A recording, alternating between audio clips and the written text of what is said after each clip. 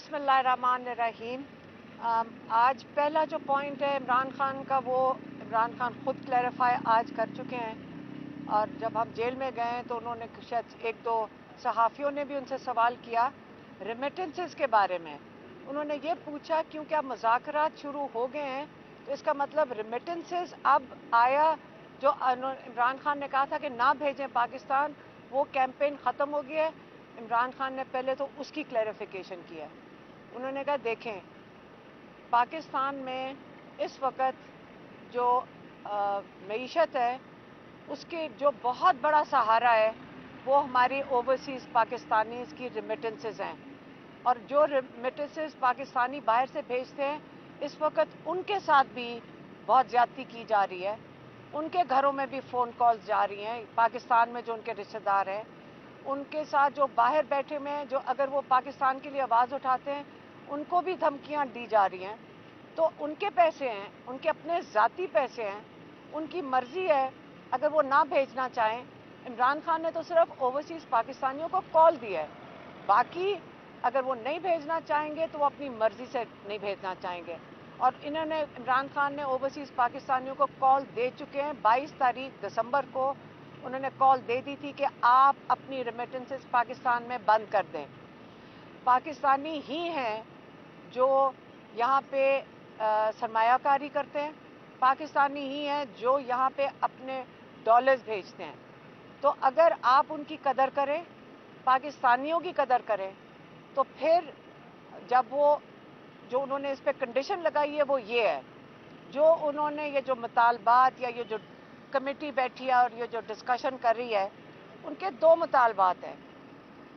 उन्होंने कहा ये दोनों मुतालबा जब पूरे होंगे, जब इस पे संजीदगी दिखाई जाएगी, फिर वो रेमिटेंसेस की कैंपेन को बंद करेंगे। जिसका मतलब वो कहेंगे हाँ अब अपनी रेमिटेंसेस भेज दें। वो कौन से दो मुतालबात हैं? इमरान खान ने पिछले 10 दिन से कह रहे हैं। एक मुतालबा है कि आप 3 सुप्रीम कोर्ट के जजेस की, सीनियर मोस्ट जजेस की आप एक कमीशन बनाएंगे।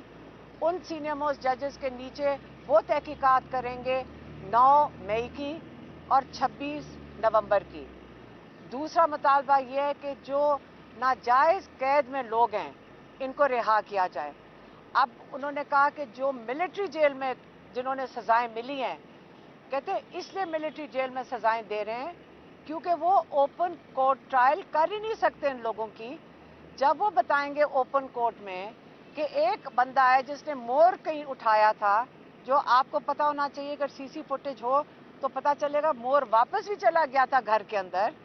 तो एक मोर को उठाने और वापस जाने में 10 साल मिलिट्री कोर्ट में से सज़ा मिल जाए। आप इस किस्म की जो सज़ाएं मिली हैं वो खुले आम सरेआम आप बता नहीं सकते हैं कि किस वजह से उनका सज़ा क्या है।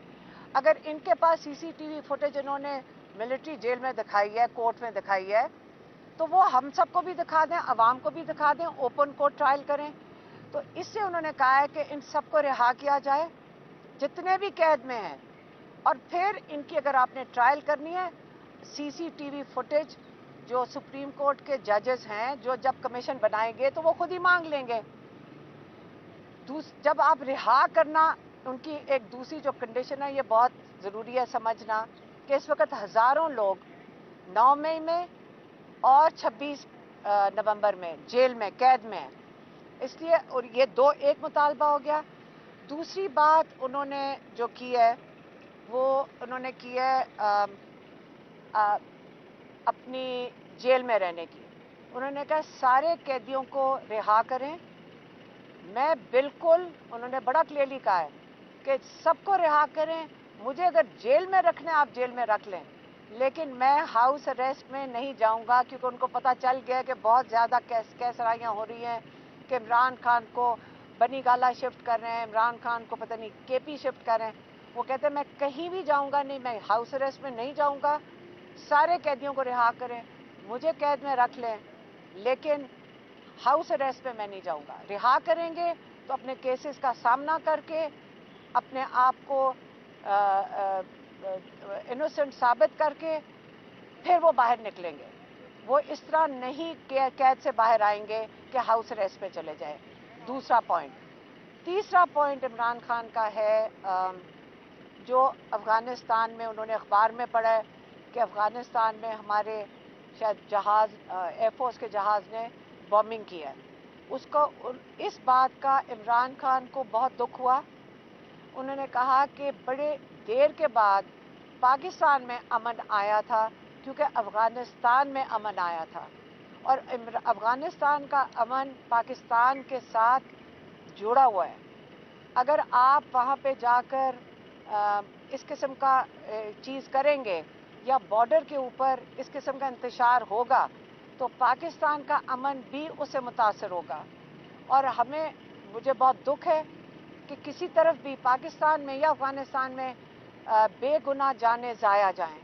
اور اگر پاکستان کے بارڈرز پہ کوئی چیز پر جو امن خراب ہوا تو پاکستان کی معیشت کو اس کا ڈائریکٹ افیکٹ ہوگا. اس کے وہ کہہ رہے ہیں کہ اس کا سیدھا اثر جو ہے ہماری معیشت پہ جائے گا کیونکہ جب امن نہیں ہوگا. انہوں نے کہا 3 چیزیں درکار ہیں پاکستان کی ترقی معیشت کی ترقی کے لیے. ایک ان کو نے کہا ہے رول آف لا کہ ہماری جوڈیشری کام کرے. دوسرا انہوں نے کہا ہے کہ پولیٹیکل سٹیبلٹی کہ جو ہم مینڈیٹ چوری کر لیتے ہیں اور پھر واپس نہیں کرنے کو تیار ہوتے تو یہ پولیٹیکل سٹیبلٹی چاہیے. اور تیسری بات انہوں نے کی ہے کہ آپ کو امن چاہیے. اگر آپ ہمارا امن نہیں ہوگا افغانستان پاکستان اور ہمارے سارے بارڈرز کے ساتھ تو یہاں پہ کوئی انویسٹمنٹ نہیں کرے گا. تو اس لیے اس چیز کا عمران خان کو بڑا افسوس ہوا ہے. انہوں نے کہا کہ ہمارے بارڈرز کے اوپر بالکل پرامن ہونے چاہیے. ہمیں اس چیز کی بڑی فکر ہے کہ ہماری سارے جو ادارے ہیں جو جن کا کام ہے کہ ہمیں بارڈر کے اوپر جو انفارمیشن لے کر آئیں جیسے ہمارے جو خفیہ ادارے ہیں تو وہ سارا وقت اگر پولیٹیکل انجینئرنگ میں لگے رہیں گے تو ہمارے بارڈرز کا کون تحفظ کرے گا. تو عمران خان کا خیال ہے کہ پولیٹیکل انجینئرنگ کی بجائے ہمارے ادارے جو بڑے مضبوط ادارے ہیں بڑے اہم ادارے ہیں ان کو اپنے بارڈر کی حفاظت کے لیے جانا چاہیے اور ادھر موجود ہونا چاہیے. یہ 3 عمران خان کے پوائنٹس سے میں نے آپ تک پہنچا دیے ہیں. مہربانی.